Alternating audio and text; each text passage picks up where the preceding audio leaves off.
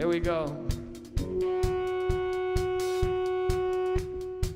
Come on, you can't clap a little bit? There we go, thank you.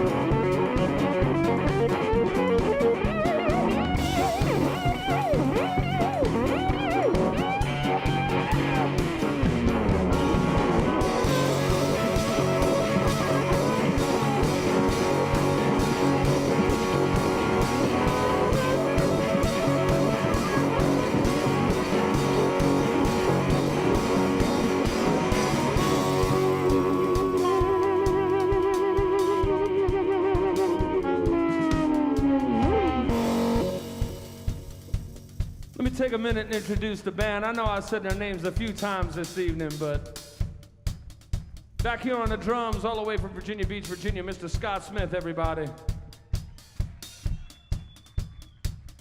On the bass guitar, Mr. Paul Warren. On the harmonica and saxophone, J.B. Bustillos, everybody. These are the Conquerors. My name's Anthony Rosano. It's been nice to meet y'all. Hope we get to see you again. Let's get those hands clapping with that kick drum one more time.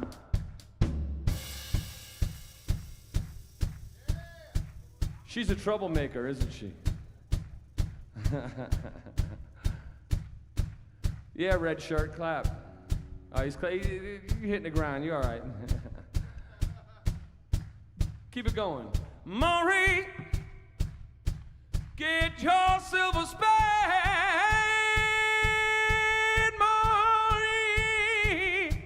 Get your silver spade. Go around the house, baby, dig you a shallow grave. Maureen, tell me who's crying now. Oh, Maureen.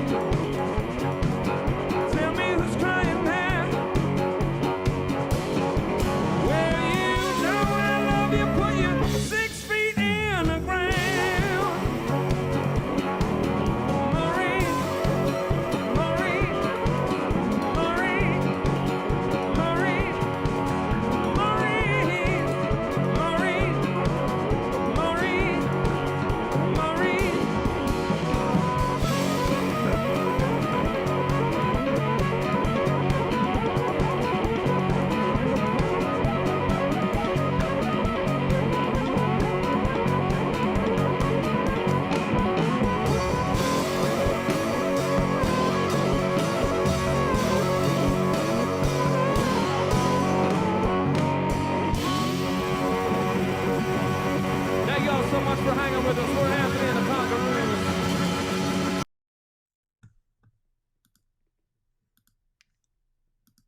Just like that. New software. So you got to be with us today. Got a lot of new toys, and we're trying a lot of new things out. So it's a little scary. I'm a little scared. I'm not gonna lie to you. There's a lot of things that could go wrong today. Probably will, but I'm a pessimist. Hope you guys to you. Got a fun show today. I got two really good guys, good friends of mine that I think you guys are going to enjoy this. Hope you're doing okay. Hope you're doing well. You guys can comment, share this on the interwebs. That would be great. We like to see it. How's everybody doing? It's been a good day, I think, so far. I think it's been a good day. I'm pretty happy with it. It's 4:00. We're calling our good friend right now.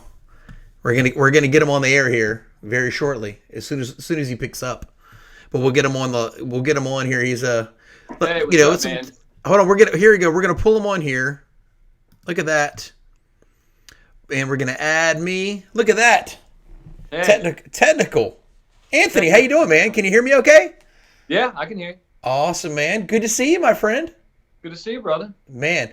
So got a lot of new software today. So it's we're trying out some different things to see what works best quality wise over the Skype, and I think the sound wise is better because you sound great. I mean, you always do. You got a very soothing voice. Very soothing voice. So what's going on, man? How are you? I'm doing all right, hanging in there. Making the best of a bad situation. Yeah, I mean that's all we can do sometimes, right? Yeah. Awesome. So for those of you who probably already know Anthony, some of you who don't, so we're going to kind of go through Anthony's background. Anthony, where were you born and raised? I was born Long Island, New York, a little place called Brentwood. Grew up there, lived there until about 1996, and then I moved here to Norfolk. Good deal. And then basically, what brought you here? Was it family, friends, just like the area? What was about it? Well, yeah, my wife's family is originally from Glendale, Queens, and her dad, when her mom and dad split up, he ended up down here in the 80s. So she spent summers down here, that sort of thing. And I came down here to meet him when I got engaged, and it was kind of at the time in New York. I was living in Lindenhurst, New York, and I was spending $1,200 a month for a 2-bedroom apartment, which was basically the upstairs of a Cape Cod, and was able to rent my first house here for $400 a month. Back then, housing was pretty cheap here, so it was a no-brainer. So I came down here to ask him, if I could marry his daughter, and started looking around and was like, let's just get out of New York. That's good deal. What was the first group that you kind of, when you started playing music down here, what was like the first group that you started playing with? Well, there was a couple that sort of happened simultaneously. I was playing with, the first thing that I did was I just started playing guitar again. I'd given up playing for a while, and I put a band together called Mud, and I had this guy, Pug Mabe, was playing drums. And this guy Jeff Lamano was playing bass. That was kind of one of the first things that I did. And then played with a guy named Walt Redmond Jr. Was a super uber talented cat. Played with him. While I was playing with him, I was also playing with the River Boys, with Yogi and them guys. And I was also playing with J.D. Sylvia in the Black Rose Blues Band at the time.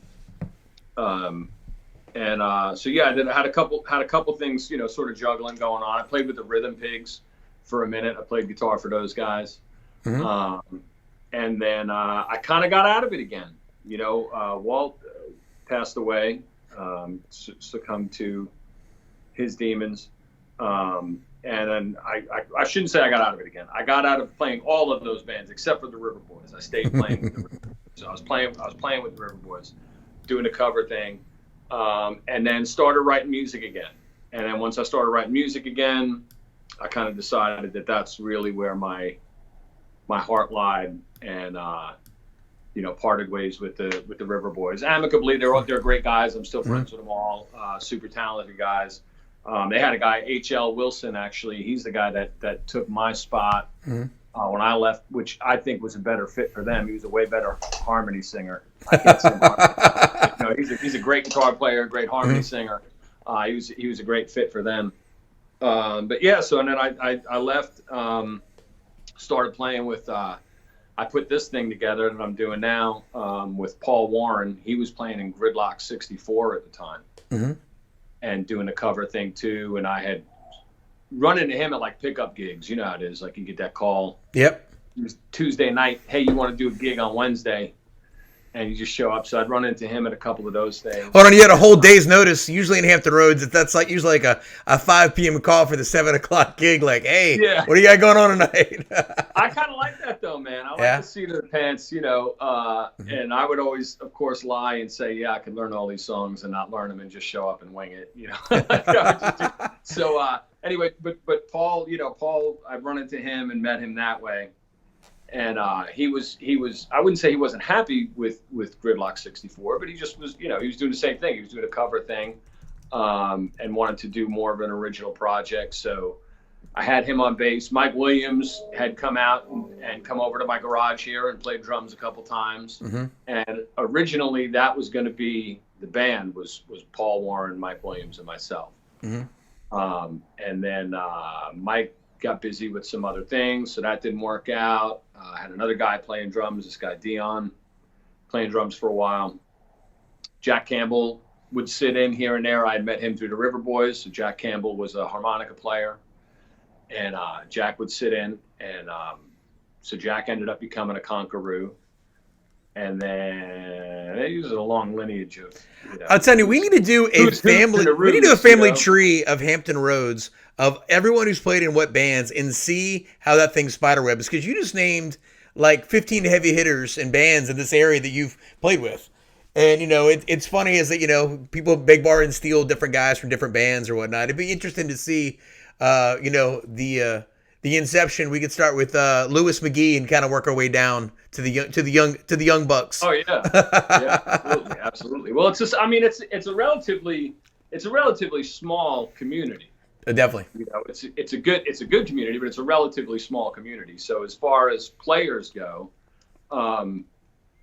there's I think sometimes, especially in the cover band thing, that there might be more gigs, dare I say, than there are players. So you get a lot of that pickup stuff where you get a lot of stuff like, okay, and then, of course, a lot of guys have day gigs and they maybe can't do a Wednesday night gig because they got to be up at 4:30 in the morning, so it's sort of, that's how guys start getting called and falling into different situations, I think, in this particular area. Plus everybody's relatively, cool in my experience. So it's not, you know what I mean? There's not a lot of BS as far as that goes. So what I love about it, as many years that I played, that I loved when I'm on my last set and you'd see bands walk in. They were done with their early gig or whatnot. We have such a great support system in this area.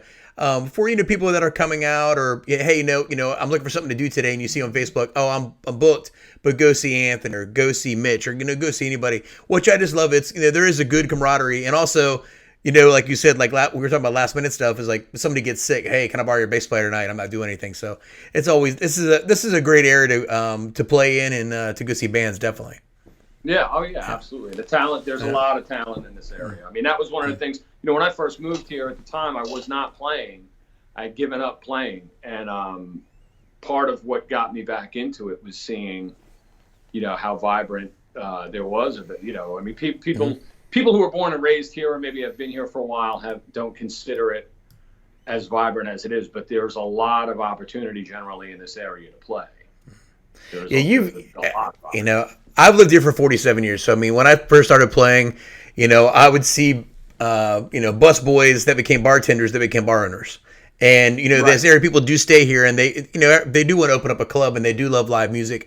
And people that go that extra step that when they're, It's not just, hey, move the tables, let's put the band right here. They're like, hey, let's put a stage in here, let's put proper lighting, let's put a PA in, because people do love to go see live music. Obviously, I think more than anything right now, because I kind of segue into your live streams.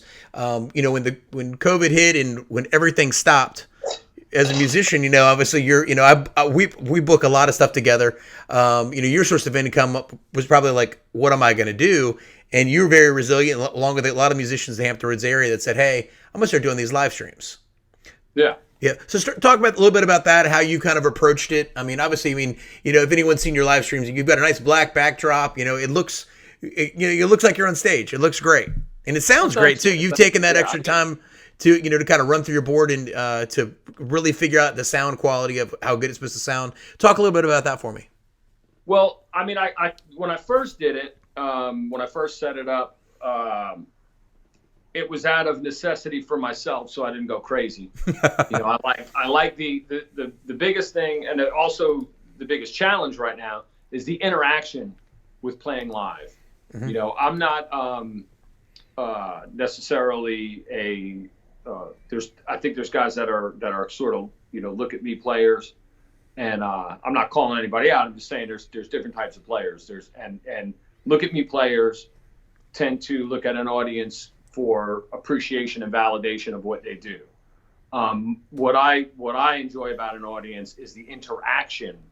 Like, they are as much a part of what's going on musically as anybody on stage is. And that's my opinion. That may be way far off, but that's just the way I approach and I like live music.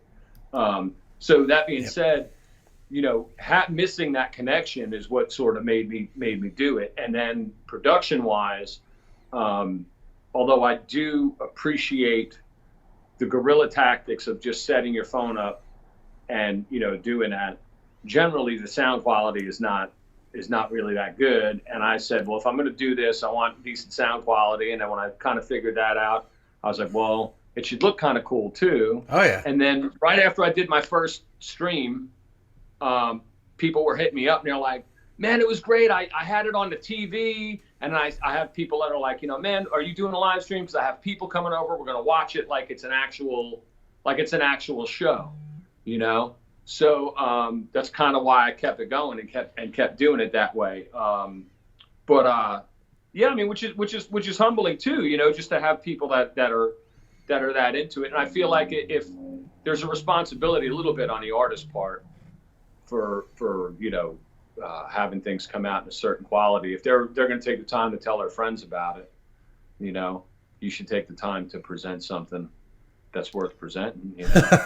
No, I mean, just my. No. And I'm not, like I said, I'm not saying I'm not knocking anybody. You know what I mean? One of my, I'm not going to name. I watched one of my biggest musical influences. I watched his live stream, mm-hmm. and it was just a phone, and it was, what I mean. The sound quality was not that great. Mm-hmm. But it was still one of the greatest live streams that I've ever seen because of the way he interacted with the people that were watching it, So I just personally I like things to sound decent, and this is just my thing, Yeah. Well, I mean, let's touch on that just a little bit. As far as we talked about it a little bit yesterday, I've watched a lot of live streams. Obviously, with 300 bands, everyone's trying to eat, and we're trying to survive in this. What kind of tips can you give to guys to say, hey, look, I know what you're doing. This is what I'm doing, or this is what I suggest to make your live stream better. Any tips that you can give to anybody? Well, I would say first and foremost, try and be yourself. That's the thing. That's the main thing. Part of what I think people are enjoying about the live streams is the opportunity to have a different kind of closeness with somebody that they enjoy musically mm-hmm. than they normally would have. So that would be my first thing. It doesn't really, sound quality at the end of the day, that's just my thing. I mean, if I could show you my pedal boards here, mm-hmm.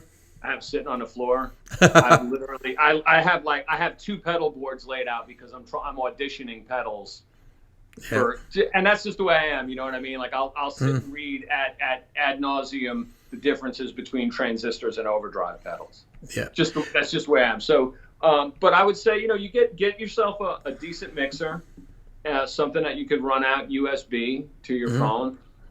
I use the iPhone. I have an XR. Are you using the little Doppler here with the lightning? Yeah.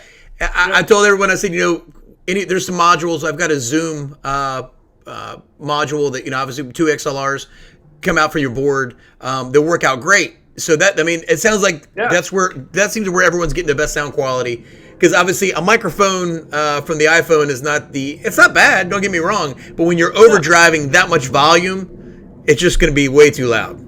You could do it with an acoustic thing for sure, but I mean, just any kind of band thing, I wouldn't suggest doing it. And that was also the thing. My first couple streams I did acoustic, and then I knew I wanted to do at least a trio thing where we could stay 6 feet apart in my little garage, on top of each other.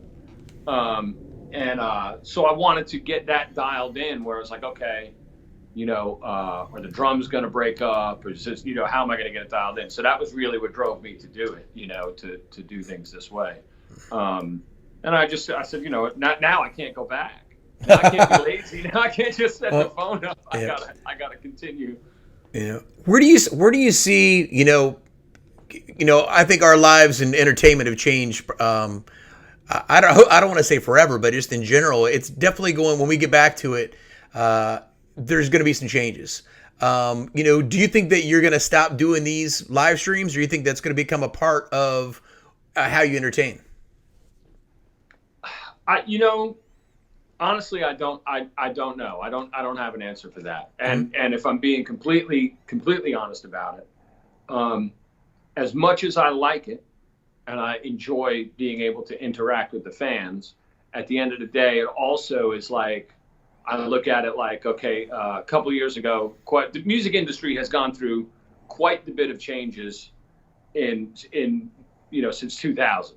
Oh yeah. Okay? Even before that with Napster and everything, So, I kind of look at it like, so now everybody's expected to be, a singer, a songwriter, an instrumentalist, a marketing guru.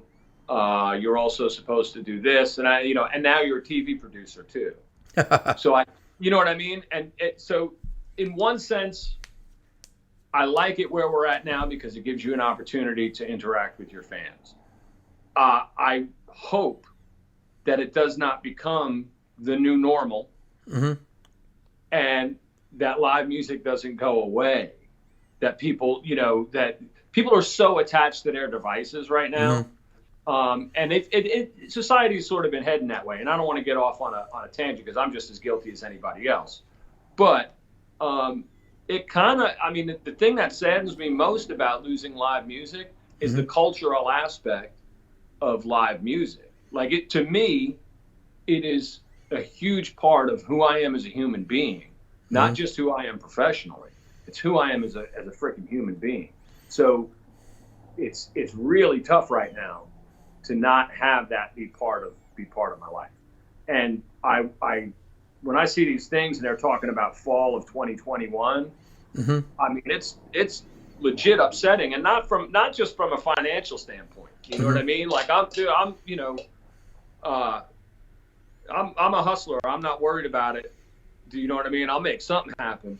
But for real, I'll always do everything I can to provide for my family. But on a spiritual and a cultural level, like, that is really sad right now. That's really, it's kind of been weighing on me, honestly. I hope that that's not the case. I hope that people return to live music. I would like to see the live stream thing become maybe an adjunct to what's going on. But I really am concerned that it's going to somewhat replace. Because look, man, at the end of the day, it's easy for me to walk out here to my garage studio and play for an hour and 20 minutes, go back in and sit down on the couch and watch TV with my family and put on Star Wars. You know what I mean? It's real. In that aspect, it's like, it's great. But at the same time, it's like, man, I'm really missing that interaction with people. I'm missing getting a groove going with a band and looking at, like, I generally have my eyes closed when I play.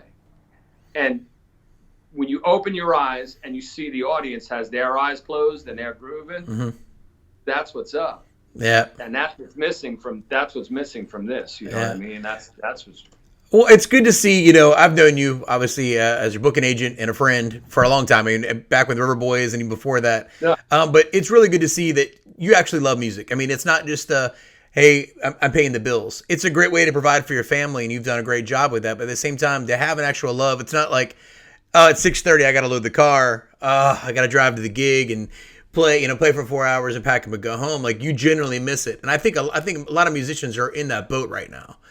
They generally miss, I mean, I think everybody wants to get out to see live music. Now, what the government is going to, now we will get a little political here. What the government's going to be able to tell us and say, hey, what you can and can't do when bars reopen to 50% capacity, when you were getting paid X amount of money and a bar can't afford that. And like, look, we don't even have half the people in here that we used to have, and this is what it's going to be. Right. We're going to see lower wages because, obviously without the bars, we have no place to play. Without the venues, we have no place to play. Right. A lot of national touring artists are probably not going to tour this year. I mean, we're starting May here at the end of the month. We've missed something, the Water Festival last weekend here in Hampton Roads, which was supposed to be a big economy booster and just a big source of entertainment for a lot of people here in Hampton Roads. But gosh, the whole touring season for all the sheds in the area and around the country, around the world, I mean, it's at a standstill. And it's not just affecting musicians. Obviously, it's affected restaurant owners, bar owners, our light guys, our sound guys. I mean, it goes on and on and on. But I mean, hopefully we're not going to be in the same place we are. I'm hoping that we're going to start to see light at the end of the tunnel here. Start peaking here after this June date. Supposed, even though viruses don't have calendars to tell us when we can and can't open things. But I would love to see us, starting to get out. I love to see the fact that a lot of these guys are going out and doing different events at parking lots. You actually have an event coming out this Saturday at Mermaid Catering. Tell us a little bit about that.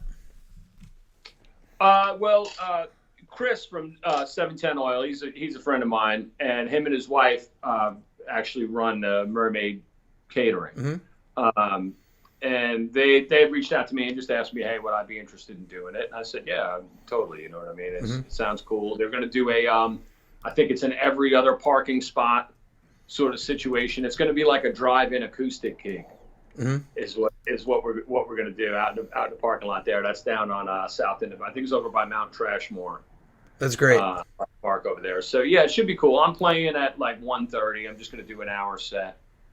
There's somebody on before me, and forgive me, but I don't have his name in front of me. So we've got Josh, and I'm probably going to murder his last name. Is Josh Josta, Anthony Rosano, and Chris Johnson on May the 12th, or May the 2nd. And I'm looking here on the site here to see if we can find an address, but what we'll do is we'll pop that up there, or ask Julie. Oh, I got it.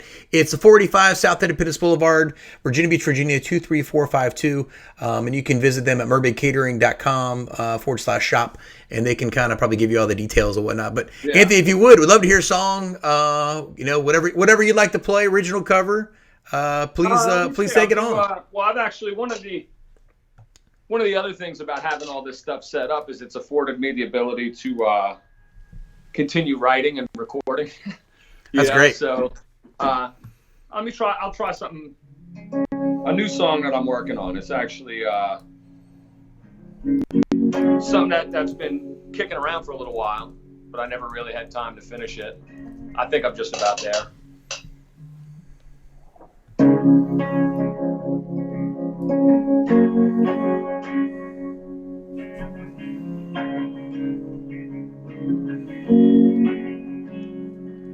Well, I was drinking a bit too much, losing my mind, losing touch, wasting more than I had left to give. Yeah, just about giving up, living my life in between the ruts. Ain't no way for a peaceful man to live, but you were all I needed.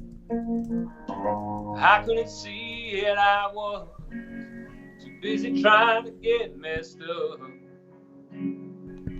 Yeah, you're so right for me, and I wanna believe that I can change. There's look in your eyes if I sober up.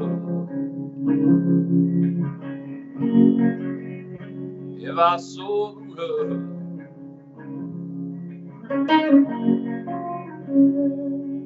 Will it keep repeating all the time, deceiving myself? Girl, I know you had it rough. Was it whiskey talking while I fumbled through this fog? And now I know, yeah, I've had enough. Because you're all I needed. I couldn't see it, I was too busy trying to get fucked up. Yeah, you're so right for me, and I wanna believe that I can change. There's look in your eyes when I sober up. When I sober up.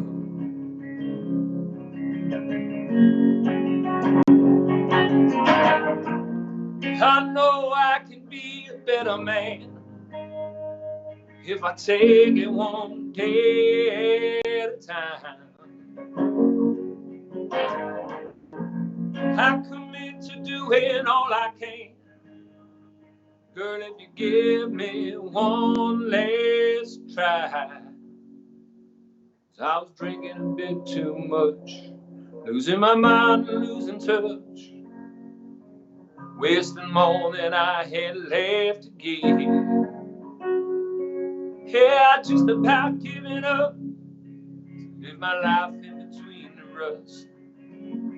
Ain't no way for a peaceful man to live. And I sobered up. Yeah, I sobered up.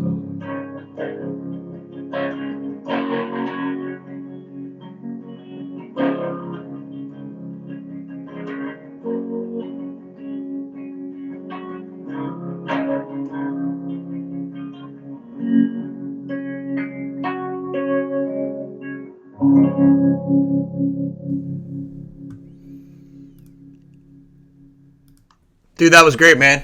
I love Thank it. you. So obviously, Thank you. name of the song is Between the Rust. Between the Rust. Nice, man. Between the Rust. So I'm sure that, I mean, and we'll wrap it up here, but I'm kind of curious, you know, being inside the whole time, being kind of stuck in the four walls, I'm sure this has led to a lot of songs. I mean, do you find the songs are coming easier right now? I mean, you've been writing, I know how you write as it is, but I mean, are they coming to you a lot faster now? I would say no, not necessarily. I mean, I'm taking this opportunity myself as a musician to cultivate some things I've been working on. Maybe finish some things that I've left unfinished.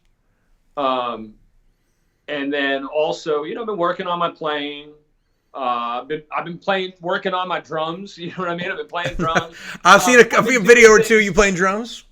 What's that? I've seen a video of you playing drums. Yeah, I kind of mess around with that. I've always wanted. I mean, originally that's what I wanted to do was play drums, but but I think I think that as a musician playing drums or percussion, having an understanding of that makes you a better musician. Yep.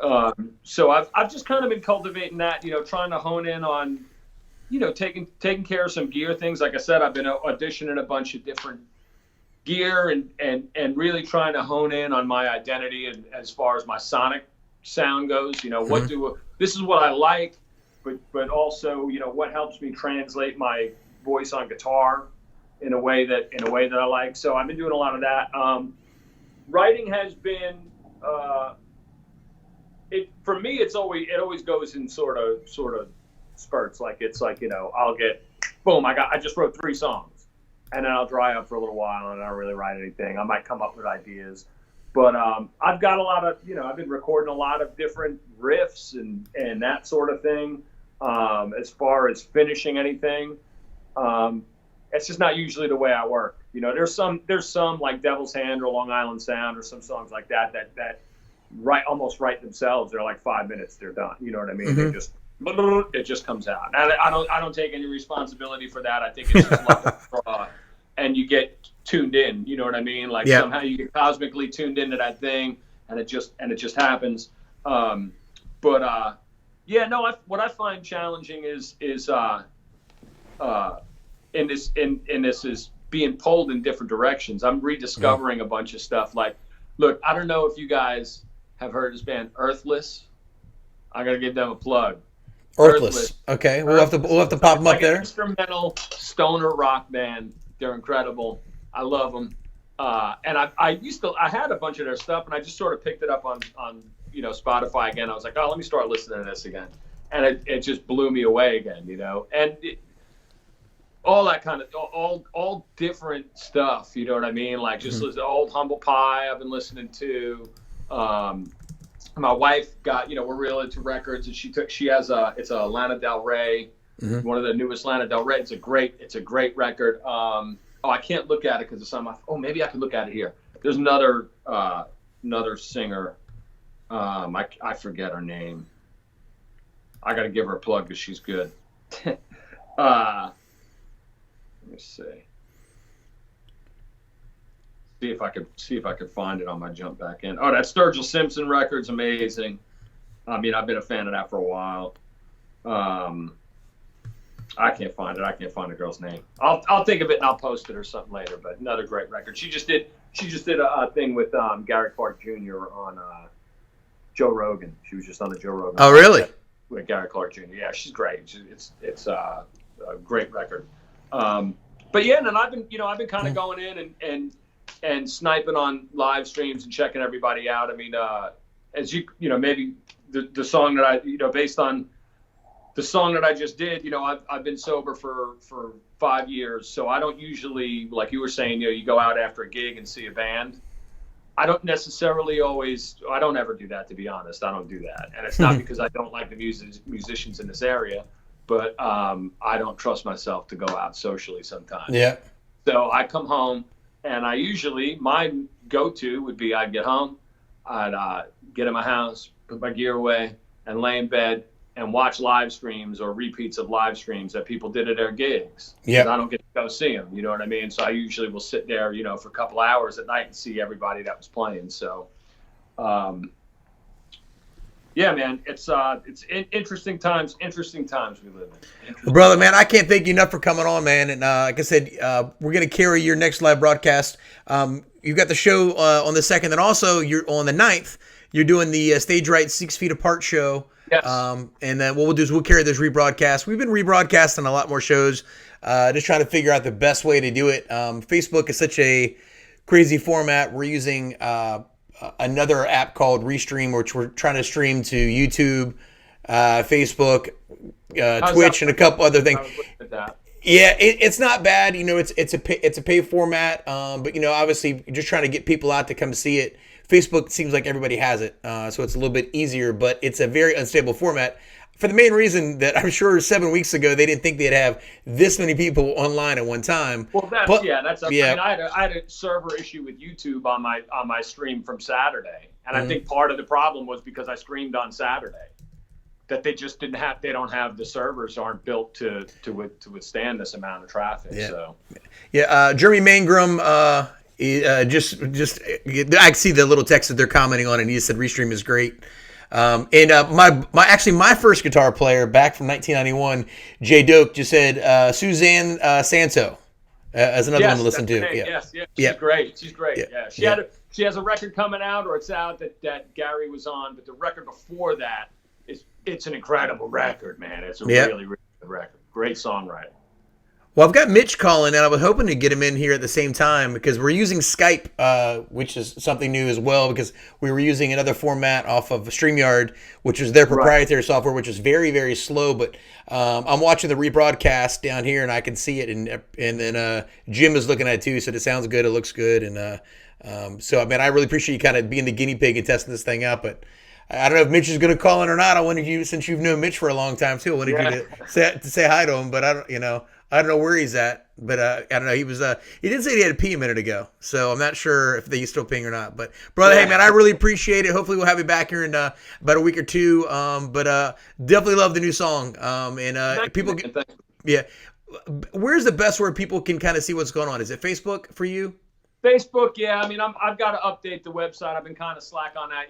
That's another little like bell that somebody sent to me. They're like, hey man, you could put all your live streams on your website and on Band is in Town. And I'm like, oh yeah, I didn't think of doing that. Like I just sort of, put a blanket thing up like, hey, we're not doing any live gigs. I'm not doing any live gigs until it blows over. So I've been also recording my live streams. So if you are interested, you can go to anthonyrosano.com and look up downloads, or there's a section on my page called Couch Tour. Okay. I've got a bunch of stuff. I mean, that song's on there. There's a bunch. Download. Awesome, brother. You can download the MP3s at a lot. Brother, I can't thank you enough for coming on today. Thank you so much. And I will definitely talk to you soon, man. Cool, man. Good to see you. All right, brother. Be good, man. Bye. Thank you. Bye. Little Anthony Rosano for you, everybody. Look at that. Bam. We're gonna. Now we're just waiting for Mitch to call in. Mitch is next on this, so we're there's not a producer here, so I'm doing this on my own. And there's a lot of buttons and stuff, and we're using these new this new software. So we're gonna call Mitch instead and see where he's at. And if the Skype music, I don't know if you guys can hear this. Do do do. It's very nice. I'm not sure where he could be. He did say he had to pee, but I'm not sure how long Mitch pees for. It could be a sit-down peer, which I've known Mitch since 1991, going on 30 years. I don't think he is. All right. So wait for Mitch to call. I don't know. This is, again, new technology. We're figuring a lot of things out. But we're going to talk about a couple other things while we're at that. Hold on a second. Can we accept this? Mitch is unavailable. He says he's going to give me a call back. Well, Skype did at least. I want to talk about my good friend Baxter Simmons. Baxter over at Paradise Social Club, and Baxter's doing a lot of good stuff for the community. He was on the Hampton Road show most recently. Hey, Stephanie Knapp, how are you? And we're gonna hold on. We're gonna try to call Mitch back again on this other way. I'm calling him now. But he did this. There's a really good thing. If you follow, I'll put it on our page. Oh, hey! I think hold on. He's picking up. I think he's picking up. No, I was calling you like you said. I called you because Anthony and I were long-winded, but I can't even see you. It's just a big. There. Now, look, I knew this was gonna happen. That's why I wore this mask, because I knew I'd get some kind of computer virus from you. Mitch Foutz, everybody. Mitch Foutz. How's it going, buddy? If I was any better, I'd have to be you, Dave Deary. Man, sorry. I didn't know how long these segments were going to be. Anthony and I talk a lot, so it was like 48 minutes. Yeah, so because you were like, hurry up. I'm sure plenty of the time that you were talking to Anthony, he was trying to get some words in edgewise. Oh my gosh. Sometimes, man, it's like I'm talking to my older sister. So how you doing, man? Yeah, the older sister that you never wanted to have a beard. Pretty much. Well, at least you've got more gray hair in your beard than I do. Well, it looks like it, at least. Have you ever tried the Just for Men? Trying. Have you tried the Just for Men before? Yeah. I no, here, not down there. That's how quick it's coming in. Man, you're like a teen wolf. Yeah. So what's going on, man? I'm the dad of the Teen Wolf. All right, so people who might know you, maybe they do, maybe they don't. My good friend Mitch Foutz from Chesapeake, Virginia. I met Mitch back in 1990, 1991. Back in the 1900s. Yeah, long time ago, up at a Winston's Cafe. We used to come there, and a freshman in college. My good friend Jay Doak, we used to come in and drink coffee and watch Mitch play. Yeah. I mean, seriously, I'm not joking. We drank coffee. It was hard to stay awake during my show. We were good boys who didn't drink, and we would practice all day long, and then we'd find out where Mitch was playing, if it was Maxwell's or Winston's or whatnot. We did like Winston's because it was this small little place, and you could still smoke in there, which I was never a smoker. Either were you. Yeah, except for, gosh, I think like we talk about all the time, I still have guitar cases that smell like O'Sullivan's Lynnhaven. Oh yeah. You can open it. Sometimes if you open it at the right time of day when the sun's been hitting the case, it smells like nachos, which is always great. I mean, who doesn't love a good nacho? Especially O'Sullivan's, man. You get the trash can lid. Oh gosh, those were some fun Thursdays, man. Those were legendary. I did that Thursday show there every Thursday for 11 years. Good grief! I know. Yeah, it seems like Annette over there, she was great. Gosh, the whole crew over there were great, and so I can't believe that I did it. I mean, of course, I took some Thursdays off here and there, but. Thank God. I played every Thursday there for 11 years. No, I mean, and that's probably a really good place where you met a lot of good people. But let's back up. But we have to talk about the Brian Sewell, Mitch Foutz Pargo story before we get off today, because that's one of the best stories I've ever heard. But we're definitely gonna talk about it. But I know that I'm gonna forget it. So if I forget it, I'm gonna be really pissed. All right. So let's talk. Go ahead. Let's talk about your background. Great Bridge boy. Oh, yeah. Born and raised. Born and raised, man. Yep. Kind of like Will Smith. You take the boy out of Great Bridge, you can't take the Great Bridge out of the boy. Trust me, we can tell by your hair that there's no way. You got like a little bit of... For about 3 years, well, I'm going to tell you right now, you kind of look like Steve Stevens' older sister. I'm just saying, I mean... I thought I looked like... I act like your older sister. Pretty much. So talk about, like, what made you start playing music back when you were a kid? Grew up, my parents, I had the best of both worlds. I've told you this before, I had the best of both worlds. My parents, my dad was Elvis and Buddy Holly, and my mom was the Beatles and the Stones. So, I mean, that's what I grew up, and that's what I got older. I haven't grown up yet, as I've been told. But that's what I got to wean on, I guess. I cut my teeth on that stuff. And I mean, there isn't any better stuff than the Beatles and the Stones and Elvis and Buddy Holly. I mean, I've always had the opinion that the Beatles wouldn't have happened if Buddy Holly had lived. But, I mean, you don't know. I can say that because there's no one here to back it up. Okay, first band that you were ever in. First band I was ever in. The first band I was ever in was like multiple garage bands, but I had a Mitch Foutz band when I was in the 10th grade, and we had a lot of paying gigs at parties. And I say parties, it was just small get-togethers, and we'd make like $10 to split between the four of us. Man, so HL Wilson, there are a lot of people online right now kind of saying hi. I wish you could see everything, but I don't want, because you can't really see my screen, but the Facebook feed, people are saying hi to you and whatnot. What was the first big band that you were in? Was it the Plaid or was it something else? Yeah, the Plaid. That was the first real band that I ever was in. And okay. I mean, I started it with Aaron Kershaw, Marty Phillips, and Daryl Bruce. Mm-hmm.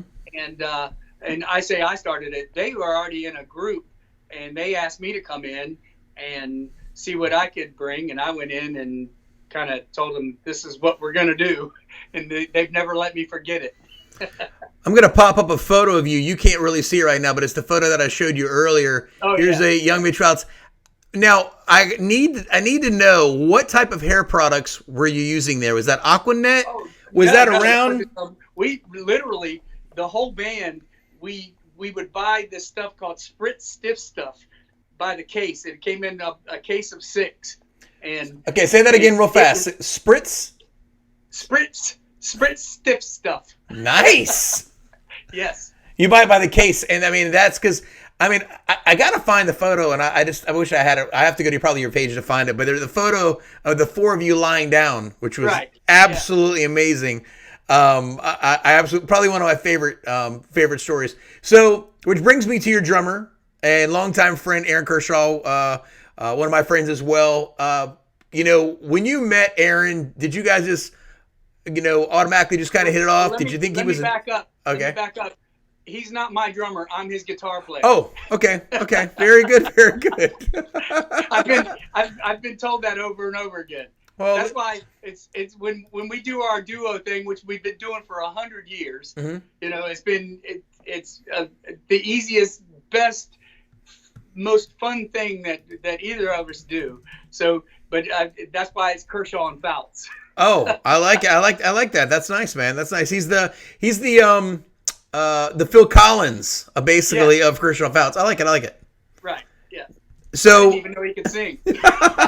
which is kind of true, is that when he first started coming back, and I want to say, gosh, was it at Redbones? What is it, like Redbones, when he was kind of starting to play? And if anybody ever saw Aaron play, Aaron doesn't just play the drums; he plays the wall, the table, your glass, your guitar. Yeah, but my face. Yeah, he. Well, way back when we were in the Plaid, he never really sang. He wanted to sing, and I always encouraged, hey man, you should sing. You know, drummers that sing, they're few and far between.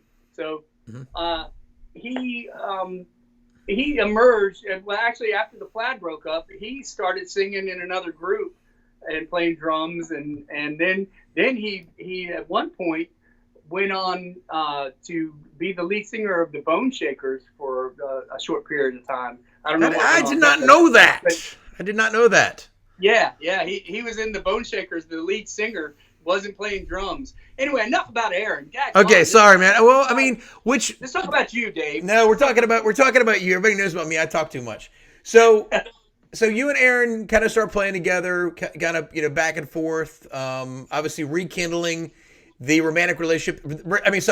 Rekindling the relationship that you guys had. That never died. Well, whatever. I mean, look, I don't care what you say. You love your band more than anything in this world. You do, because these are people that you. Oh my gosh, you know what? I love about Jim Cahoon.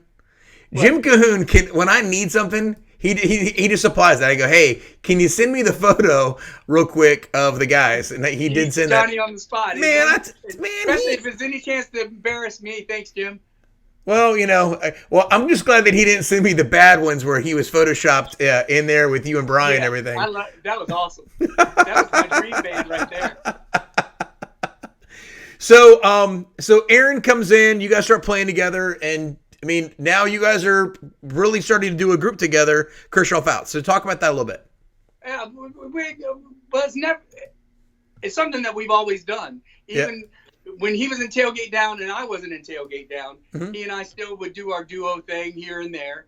And then when I joined Tailgate Down, we still continue to do it. We played every Sunday at Redbones for years. Yep. And then when I left Tailgate Down, we still continue to do it, and now we still continue to do it. And so it's something that's evolved, and then I guess digressed, and then evolved again. I don't know. It's just he and I are like brothers, and we love to be around each other enough to can't wait to not be around each other, and vice versa. So, how have you been handling the COVID quarantine there at the Foutz compound? I tell you what, I can't wait until things get back to normal, because I've been working harder since this has been going on. Yep. Than if not. Other than I really miss playing, and I say this to everyone all the time. I don't care how much you practice, how much you learn new stuff or whatever, until you play it out, or at least most of the musicians I know, until they play it in front of an audience, it's not in there all the way. And I've talked to so many different musicians, so I always say that until I can play songs that I learn or write or whatever, it's not locked in. Mm-hmm. And so I really miss playing in front of people, and my voice, I've noticed I sing so much differently when I, sing at home, and then I sing, for the Facebook thing, and sing, listen to myself in headphones, and I sing differently, and it's changed my voice somewhat. It's made it difficult, actually. A man my age. Well, if you would, because I still want to talk to you, but would you mind playing a song because you have a guitar? Isn't that weird? Isn't that this, you know what? That was kind of the stupidest question I could have asked, because we've already talked about this, and people see that you have a guitar. Hey, would you mind playing a song for us? Like, dude, we already talked about this. There's no stupid questions. Only stupid people. I know. You taught me that, Dad. Thanks. Yeah, All right, guys. This is Mitch Foutz. Mitch, what are you going to play for us today? Would you want me to do what we talked about earlier, or what I played? I'll do that. Dude, I love Please a little Moon Over Bourbon Street. One of my favorite songs. This is it's off of Sting's first solo album, and so yeah. There's a moon over Bourbon Street tonight. I see faces as they pass me. Pale lamp light. I've no choice but to follow that call. The bright lights, the people, and the moon and all. The brim of my hat hides the eye of a beast. I'm the face of a sinner, hands of a priest. Oh, you'll never see my shame or hear the sound of my feet while there's a moon over Bourbon Street. Was many years ago that I became what I am. I was trapped in this life like an innocent lamb. Oh, you'll never see my shame. I know. You'll only see me walking by the light of the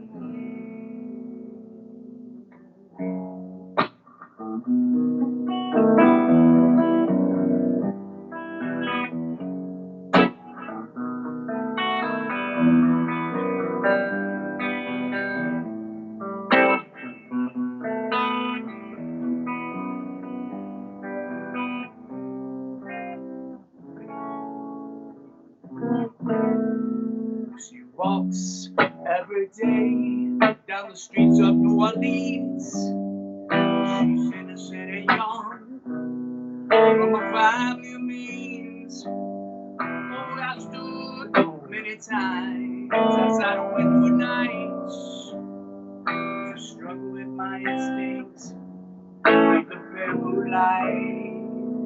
How can I be this way? And I pray to God above. I was loved when I destroyed and destroyed the thing I love. Oh, you'll never see my shade or hear the sound of my feet while there's a moon over Bourbon. While there's a moon over Bourbon.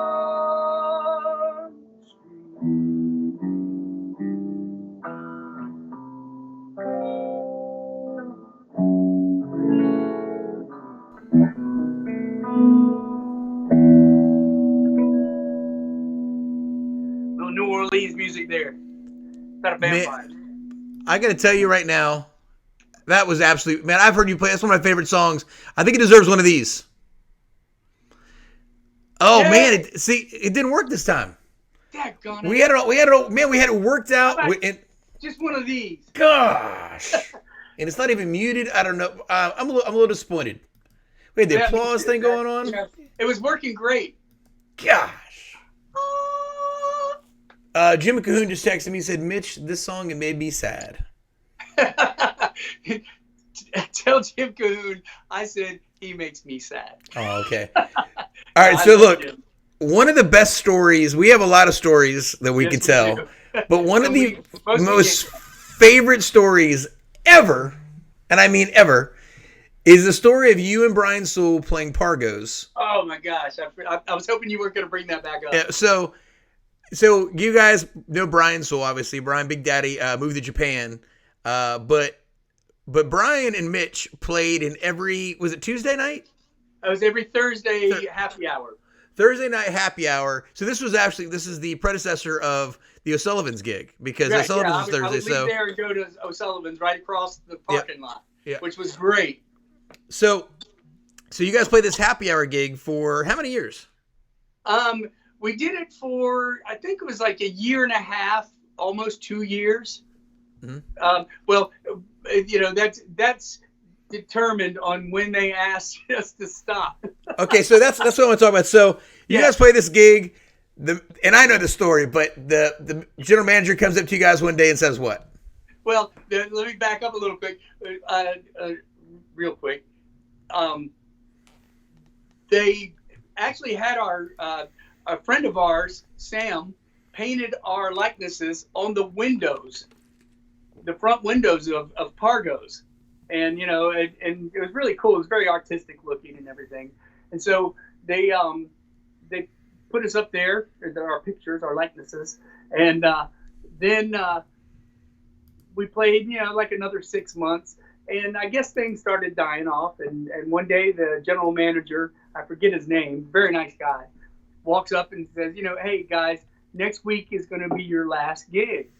You know, I'm going to go ahead and just let you know, things aren't, you know, as busy as it was. And, you know, as a musician, as you play a musician out, everybody knows how it works. You don't take it personal. It's just the nature of the beast. So long story longer, we played the next Thursday, and that was our last gig. And we never really thought about it being our last gig. Actually, I think both of us forgot. So the next week, we showed up, and nobody said anything. We sat up, and we set our gear up and everything, and we played the gig.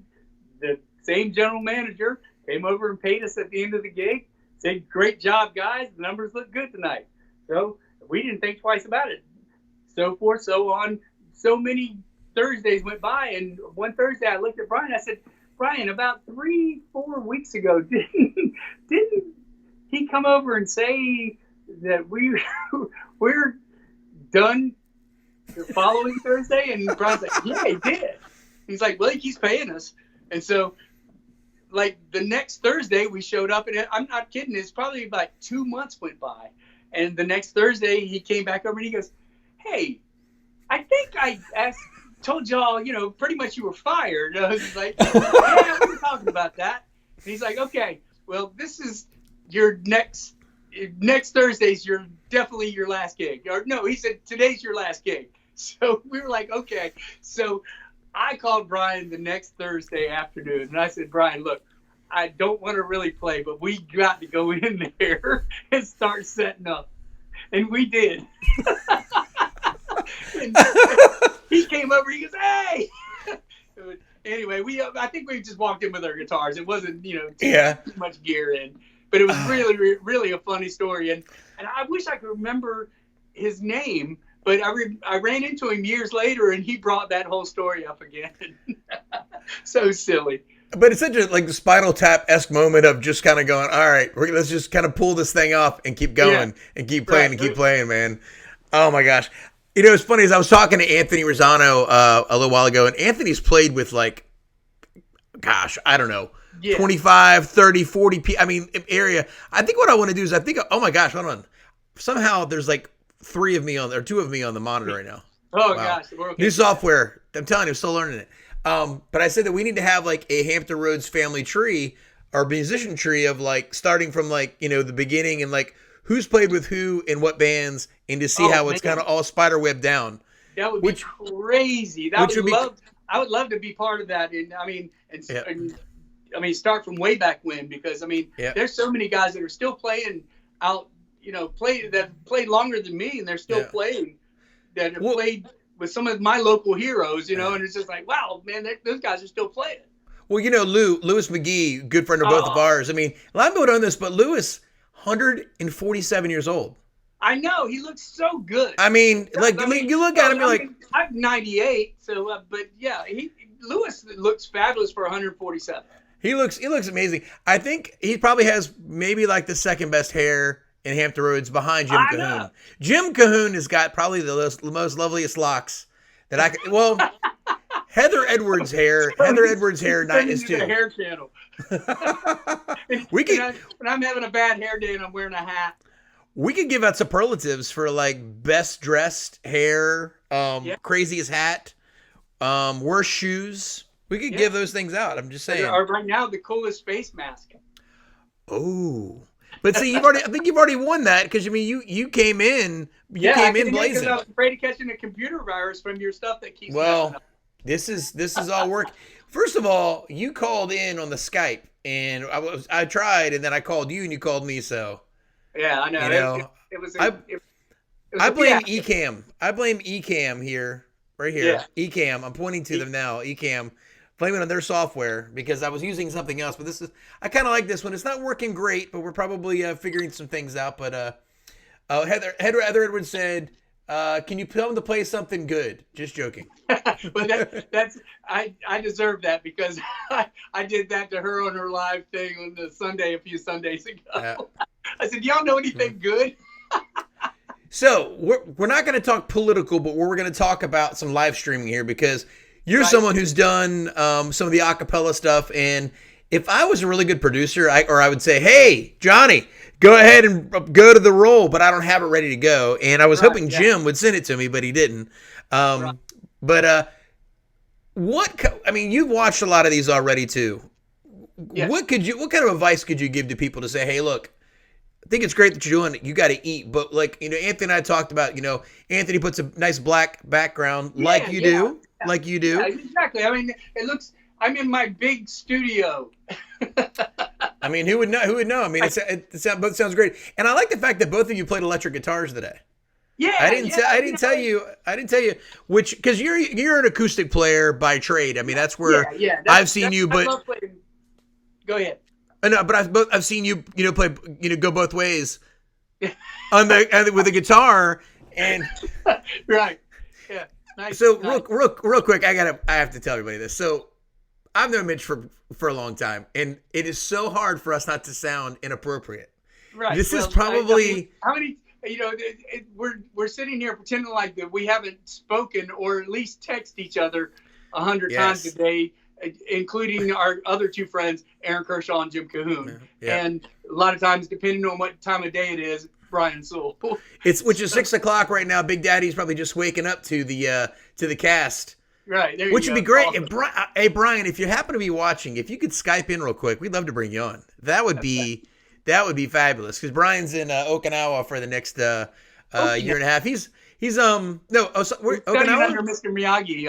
I don't know where he is. The drum technique. I still think he's in prison. And he's got some green I saw screen. Some of those tats he had on his arm. Yeah. It didn't is that vodka? No, it's just water. Scotch? It's 10 o'clock. I know. 10 o'clock. So we were talking. Oh my God. Oh no, I'm just saying that it's very hard when you're good friends with somebody to be appropriate. And so many things that I've wanted to say. Oh my God, I can't say that. My dad watches this. My kids are probably going to watch this. I can't say these sort of things. Me, your dad, and Anthony are the only people that watch this. Pretty much. There's only 3 of you guys. Oh, real quick, I got to thank our sponsor, Lindy's right here. Give them a call at 757-491-3511. They've got specials going on. They're doing these family packs if you order before 1 o'clock every day. Be sure to support Kent and Joanna.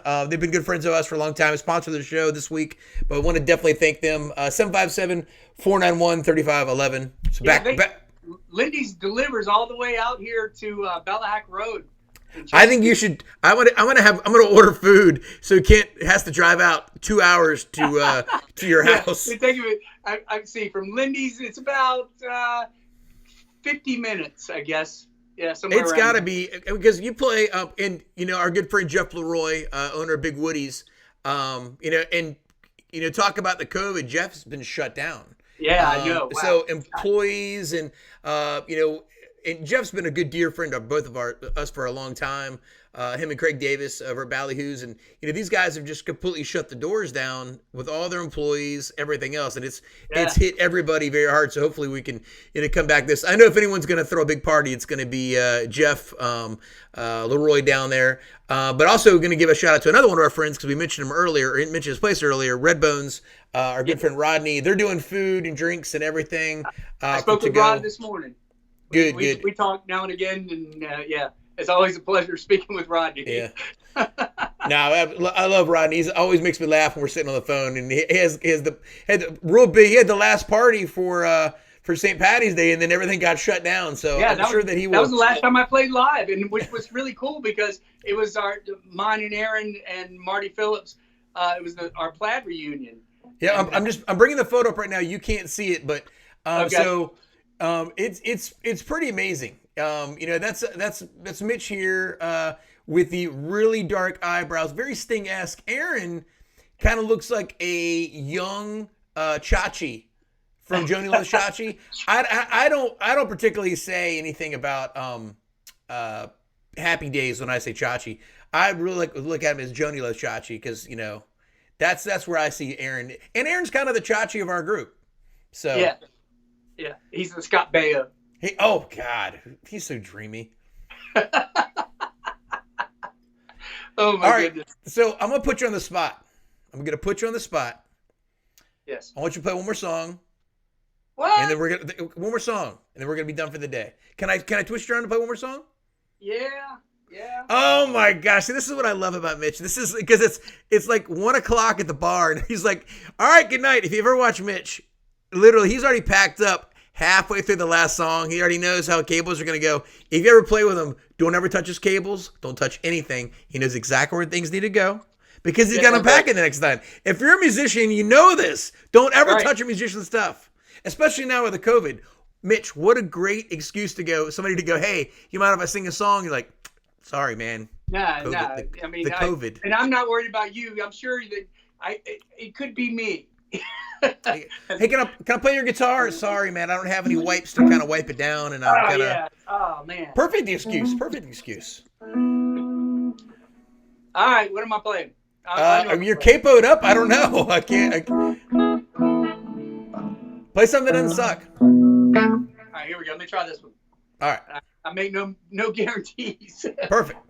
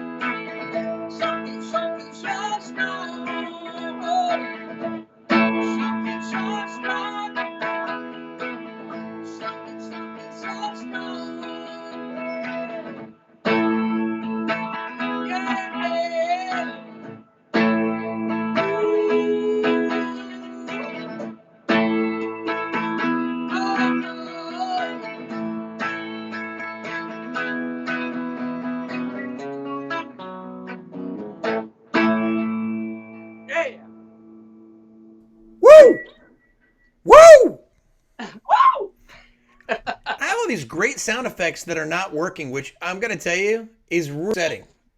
Yeah, it is. Because everything's kind of gone fairly well today. Yeah. Kind of fairly well. And then it's like, hey, new software. Hey, we got these cool sound effects, and it has all these great things. And Mitch, none of it's working. I'm so upset. I mostly blame you, Dave. Most people do. Most people do. Well, guys, thank you so much for tuning in today. You're this side, so this side now. You're over here. Mitch Foutz. Mitch, what's your next thing you're gonna do live or on the Facebook? I'm gonna try to get the Quarantinos back together. It's been difficult. All those guys, they're very busy. Yep. What's the last song that you guys did? Seven Bridges Road. That was nice. And then before that, you guys did. It's one by the Band of Heathens called Hurricane. Yeah. That's good. Well, I think that we're all kind of looking forward to hearing a little bit of music from you. Obviously, you haven't been doing any of the live streaming. There's a little bit of an oversaturation of it too, and obviously, it's just kind of like there's so much going on. But I know that people really enjoyed the Quarantinos, which is Mitch's other band, with his sometimes 6, sometimes 9 twin brothers. Sometimes I can get a couple of the other guys to show up for rehearsal. So the next one, there might be several. And then the next one that I'm thinking about doing with the Quarantinos, I'm going to have a couple of special guest stars with me too. So we're going to try to work that out. That's nice. That's nice. That's nice. Well, buddy, I appreciate you tuning in today. Anything else you want to plug? Anything else you want to plug? Please. You know, if you want to tip me or whatever for anything that you see I do, don't tip me. Go to somewhere that I play and get food or whatever from that. I mean, I know I played 7-Eleven years ago, and so they've got the Queen machine now. They've got the Queen machine now. So you're at a. Let me ask you a question. Yes. Serious question. How are you guys doing on toilet paper? We're great. Okay, good deal. And Bennett Wales and I spoke about this last week. Have you ever used a bidet? Because Big Daddy's use bidets. I know that some of the fancier hotels, with the bidets. Why hasn't the Foutz household switched over to a bidet? Well, I don't know yet, but now you got my wheels turning because I've been to some of the hotels with the bidet, and I'm a fan of bidet. I got to tell you, I mean, there's nothing better than a clean poop chute. Is this really where we're going? Oh, we're going. No, this is the end of the show. We're ending every show like this because, I mean, I'm going to tell you, I think we've talked about this a little bit, but toilet paper is toilet paper. But like a wet wipe or like a bidet, you got to get everything kind of clean.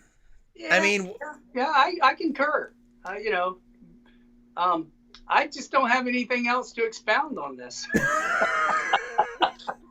You do, but you're trying to see. Here's the problem: is that Mitch has 0 and 10. He's got no 5. He's got no 6. Because if I get him here, he's going to talk.